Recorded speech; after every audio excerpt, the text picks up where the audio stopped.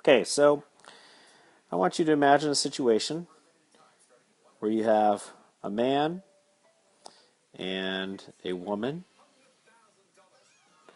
Look at how sexist I am. I'm putting the woman in a dress and the man wearing pants, or maybe he's not wearing anything.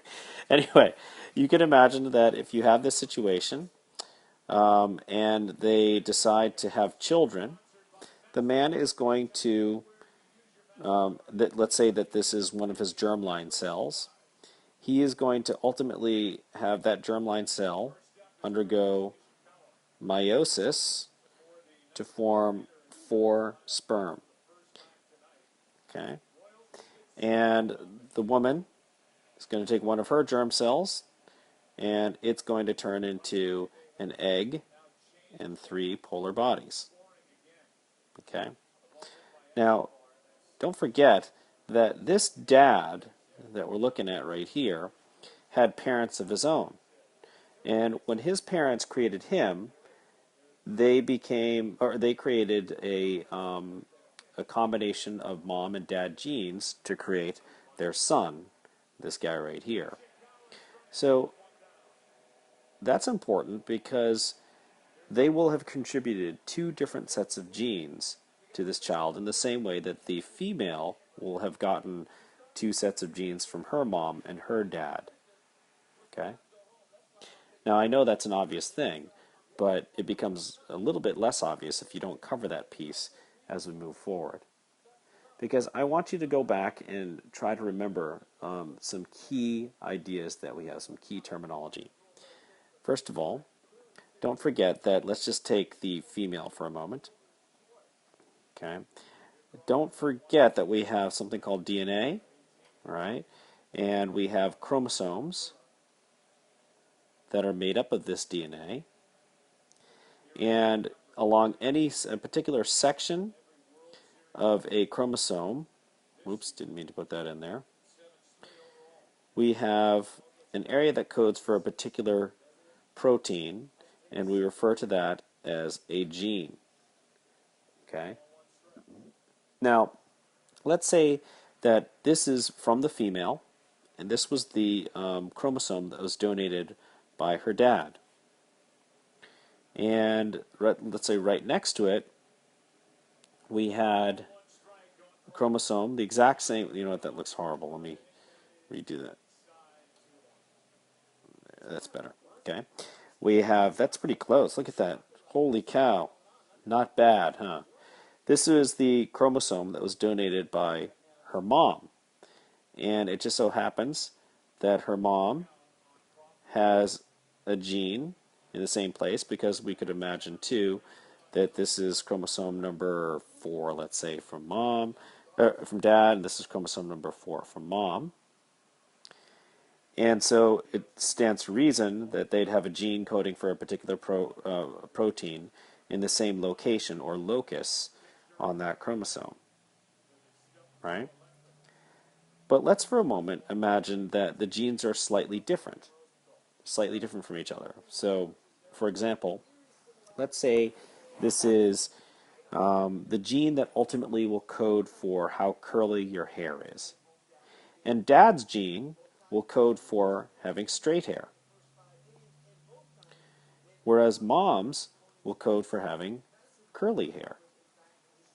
Now, if that's the case, even though they are coding for the exact same trait, these things are 2 different alleles for that particular trait.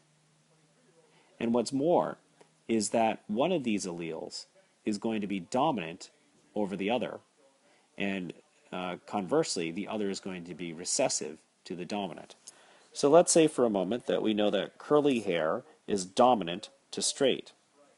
We would show this gene, rather than writing the word curly and writing the word straight, we would show that with if curly is dominant, show that with a capital C. And to indicate that straight hair, okay, actually I should write this curly. And to indicate that straight hair is recessive to curly hair, we do a lowercase c. So I've just represented those 2 different alleles with the symbol capital C and lowercase c to indicate the dominance versus recessive. in this case, if you look at this woman, don't forget, she got these genes from her parents. Okay, this female right here got these genes from her parents. She has the two different alleles represented in her genome. And when that's the case, when you have two different genes, you refer to this as a state of being heterozygous for the for hair type. Zygos or zygote means the union of the two, the sperm and the egg. So, and hetero means different, just like in the word heterosexual versus homosexual. So heterozygous means that they're going to be different. So she's heterozygous for hair type, and if we were to write this as her genotype, we would say that her genotype is capital C, lowercase c. Okay, so we refer to this combination, this paired combination of symbols, as being a genotype. I've run out of room here, so this is kind of a bummer. Well, what can I do? I'll move over here. Okay, so we'll do capital C, lowercase c equals the genotype.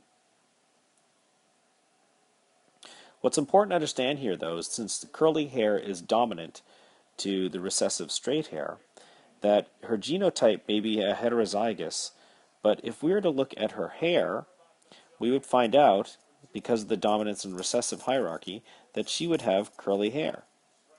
So there we have it. Because she has one dominant gene, that's all it takes for her to express curly hairedness. And that is called, that is a different name, so being curly haired, expressing the curly hairedness, that's called the phenotype. So the phenotype is the outward expression of this genotype that we're looking at right there. Okay. Now, let's say that the dad, we have the same kind of combination here. Let's just pretend that these are dad's chromosomes from his mom and his dad. And yet, in this case, I want you to imagine that instead of having a curly and a straight, we have two straight hairs.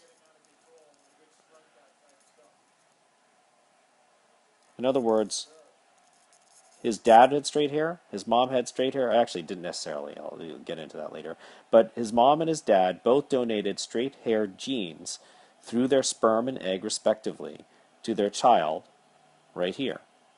So if the genotype for the female is capital C, lowercase c, you can see here that the man has no choice here. Because he was donated two straight-haired genes, he's going to be lowercase c for his genotype, and his phenotype is that he's going to have straight hair. There we have straight hair phenotype with a lowercase c genotype. Now a lowercase c genotype isn't anymore heterozygous because it's the same. This, when you have a combination that's the same, we refer to that as, no surprise here, homozygous. Okay, so this is a homozygous genotype for hair type. It also is interesting to note here that this combination of lowercase c is one version of homozygous, but then we also could have, and not in this combination, but we can also imagine there's the uppercase C, which would also be homozygous, and so you'd have these two homozygous. Homozygous and is also sometimes referred to as being purebred for that particular trait, because obviously you can see it's pure for that. Whereas the heterozygous situation is often referred to as being hybrid. Just like a hybrid car is half run by electricity and half run by gasoline. So you have a combination with that hybrid versus the purebred, which only has one type represented twice. So don't forget that it's your gametes, these dudes right here, that ultimately are responsible for bringing a particular gene or allele to the union of the child that will develop as a result of the fertilization of the egg and the sperm. And I hope that becomes clear to you as we move forward. All right, let's see. Have I covered everything I need to cover? I think so. The only thing I didn't cover was the concept of the independent alignment, random chromosomal alignment. But I'll talk about that with regard to something called independent assortment later on. It's too hard to sort of bring that topic into the screencast. Okay, crew.